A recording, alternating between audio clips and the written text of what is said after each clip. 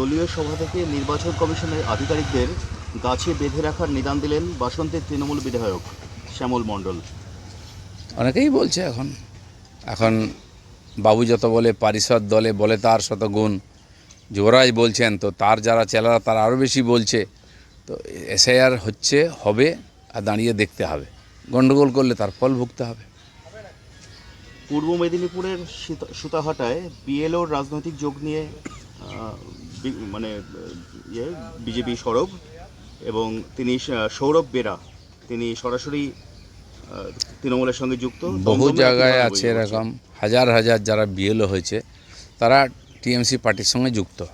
কারণ টিএমসি তো এখন আর পার্টি নয়, সে সিভিক পুলিশ, কর্মচারী আর পুলিশ আর গুন্ডা, এদের দিয়েই বাকিটা আইপ্যাক, এই দিয়ে পার্টিটা চলছে।